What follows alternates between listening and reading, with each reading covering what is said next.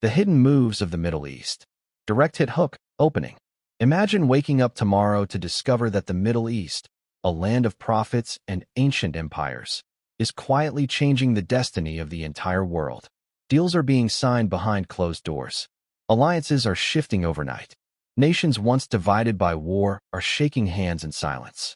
Iran, Qatar, Afghanistan, even the United States. Everyone is moving pieces on a board you never get to see. What is happening? And why now? Stay with me, because the answers will surprise you. Direct hit transition. The Middle East is more than a place on the map. It is a heartbeat of history.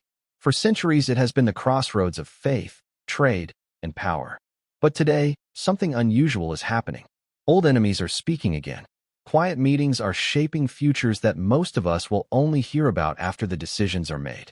Iran, with its ancient Persian heritage and strong Sharia identity, stands at the center of this shifting landscape.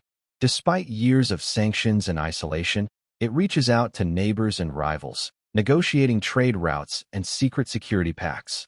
Qatar, small in size but rich in natural gas, plays the unexpected role of mediator, hosting peace talks, funding rebuilding projects, and even influencing media narratives through networks like Al Jazeera. Meanwhile, Afghanistan, scarred by decades of war, struggles to balance Islamic governance with global expectations. And far across the ocean, the United States still holds a hidden hand in every negotiation, driven by energy interests and the fear of losing influence in a region it has fought over for decades. The Quran reminds us, "Indeed, this nation of yours is one nation, and I am your Lord, so worship me." 21 hours, 92 minutes. Yet politics and power have divided the Muslim world into rival camps. Some call for unity. Others quietly prepare for the next conflict. But why now? Why are these conversations, once impossible, suddenly taking place? Because the balance. Iran, tradition and transformation. Iran stands like a fortress of history in the heart of the Middle East, a nation where ancient Persian culture meets the enduring strength of Islam. Its skyline carries the whispers of poets and scholars, while its politics echo with the calls of revolution. To understand the secret moves happening today, we must first look at how Iran became both a guardian of Islamic values and a lightning rod for global tension. After the 1979 Islamic Revolution, Iran declared that it would stand against oppression, promising to protect the dignity of Muslims everywhere. This was not just a political shift, it was a spiritual declaration. The leaders of the revolution quoted Quranic verses about justice and resistance, insisting that no foreign power would decide the future of their people. Yet this independence came with a price: decades of sanctions, economic isolation, and constant pressure from world powers. Despite the hardships, Iran remains influential. Its alliances stretch from Lebanon's Hezbollah to Iraq's Sharia militias, shaping conflicts from Syria to Yemen. Western media often portrays Iran as a threat, but inside the country, a different story unfolds. One of young students debating philosophy in tea houses, of scientists pushing nuclear technology for energy, and of families dreaming of stability after years of struggle. What surprises many outsiders is Iran's silent diplomacy. While fiery speeches capture headlines, quiet negotiations continue in the background. Recent talks with Saudi Arabia, once a fierce rival, signal that Iran is willing to open doors once thought permanently locked. Why? Because the region is changing. Oil-rich states are looking beyond endless conflict, and new trade routes toward China and Russia promise economic survival beyond Western control. For Muslims across the world, Iran's story raises a deeper question. Can an Islamic nation stay true to its faith while engaging with a global system that often In the shimmering heart of the Persian Gulf lies a country so small that many people have to zoom in on a map to find it. Yet this nation, Qatar, has become one of the most influential players in the Middle East and, increasingly, the world. How can a land barely the size of a large city rise to such power? The answer lies in a mixture of wealth, diplomacy, Islamic identity, and a talent for turning crises into opportunity. Qatar's story begins with its geography. Surrounded by larger neighbors like Saudi Arabia and the United Arab Emirates, and sharing the waters of the Gulf with Iran, Qatar could have remained a quiet backwater. Instead, Its rulers saw potential in the natural gas fields beneath their desert sands. Today, Qatar sits atop the world's third-largest reserves of natural gas, a resource so valuable that it fuels homes from Tokyo to London. This energy wealth gave Qatar something no small country usually enjoys: independence. While many nations depend on alliances for survival, Qatar can negotiate on its own terms, financing its security, building world-class cities, and investing in diplomacy without begging for aid.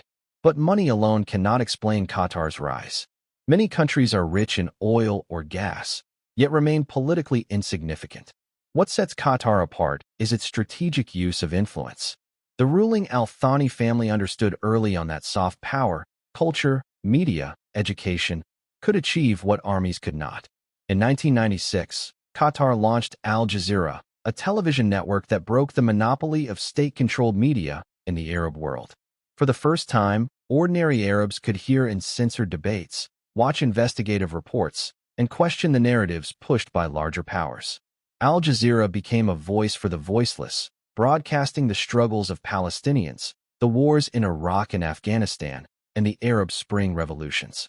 To many Muslims, it symbolized the Quranic principle of speaking truth to power. To some governments, it was a dang. To understand Afghanistan's present, we must revisit its past. This is a country that defeated empires long before the modern age. From Alexander the Great to the British Empire, from Soviet soldiers to American forces, Afghanistan has resisted every attempt at permanent occupation. Its history is a living reminder of a famous Quranic promise: do not weaken and do not grieve, and you will be superior if you are true believers. 3:139. Time and again, foreign powers arrived with armies and strategies, only to leave in frustration as Afghans defended their independence with a mix of courage, tribal unity, and deep Islamic conviction. The most recent chapter of this story began in 2001, after the attacks of September 11th. The United States invaded Afghanistan, toppling the Taliban government that had ruled since the 1990s. For 2 decades, American forces remained, promising democracy and development. Roads were built, schools opened, and new technologies spread across the cities. Yet beneath the surface, the old patterns of resistance continued. Rural villages, tied more to Islam and tribal law than to Western models of government, resisted foreign influence. Corruption weakened the U.S.-backed government in Kabul, and slowly the Taliban, once driven into hiding, began to return. In August 2021, the world watched in shock as the U.S. withdrew and the Taliban swept back into power. Images of helicopters leaving Kabul airport reminded many of the Soviet withdrawal decades earlier. For Afghans, it was another turning point in a long struggle for self-determination. But this time, the question was not only about independence. It was about what kind of Islamic governance could bring stability after decades of war. The Taliban promised an Islamic government based on Sharia. In their speeches, they quoted hadiths about justice and mercy, vowing to end corruption and protect the nation's sovereignty. Yet their return sparked global debate. Well, their interpretation of is the foundation of power. Qatar's transformation began with a blessing hidden beneath its sand: natural gas. While its neighbors fought wars over oil, Qatar quietly built one of the world's largest supplies of liquefied natural gas, turning a sleepy desert nation into one of the richest states per capita. This wealth gave Qatar not only luxury, but also freedom. With overflowing coffers, it could fund massive development projects, world-class universities, and international investments that stretched from London skyscrapers to American tech companies. But money alone cannot explain Qatar's influence. Many countries are rich, few are powerful. Qatar's true genius lies in how it uses that wealth, not only to build stadiums for the FIFA World Cup, but to build relationships. From the United States to Iran, from the Taliban to Western diplomats, Qatar has perfected the art of talking to everyone while appearing to belong to no one. The diplomatic chessboard.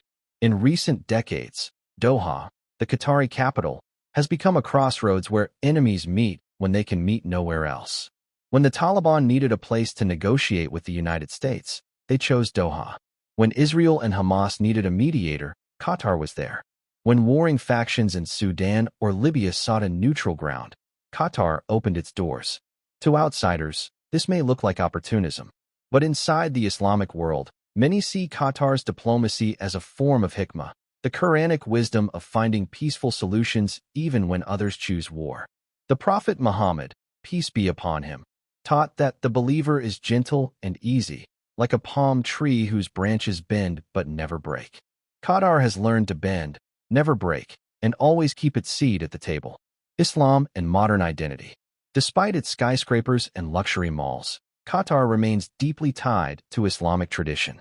Its laws follow Sharia in many areas, and its mosques echo with the same calls to prayer heard across the Muslim world. Yet Qatar also the weight of history. Afghanistan's strategic position, linking Central Asia, the Middle East, and the Indian subcontinent, has made it a prize for empires. The British fought 3 bloody wars here in the 19th century, only to retreat each time. The Soviet Union invaded in 1979, hoping to control the region, but after a decade of fierce resistance from the Mujahideen, the Red Army withdrew in defeat. Then came the United States, launching the longest war in American history after the attacks of September 11, 2001. Despite 2 decades of occupation, high-tech weapons, and billions of dollars, America too eventually packed its bags and left. For Afghans, these events are not distant memories, they are family stories. Every village has tales of battles fought, of sons lost, of mothers praying for peace. This history has forged a national character that values freedom above comfort and faith above compromise. The return of the Taliban. In August 2021, the world watched as the Taliban swept back into power faster than anyone expected. Some celebrated their victory as the defeat of a foreign occupier. Others feared the return of strict rule, especially for women and minorities. The Taliban promised a new government, one more open to education and diplomacy, but the reality remains complex. Schools for girls have reopened in some areas and closed in others. Journalists operate cautiously, balancing the desire to report with the risk of censorship. Afghanistan's economy, heavily dependent on foreign aid, struggles under sanctions, leaving ordinary people to bear the brunt of hunger and poverty. The question on everyone's mind: can a government rooted in strict Islamic law also provide the stability and development its people desperately need? Islam as strength and challenge. Islam is at the heart of Afghan life. 5 times a day, the call to prayer echoes across villages and cities, uniting people under one faith.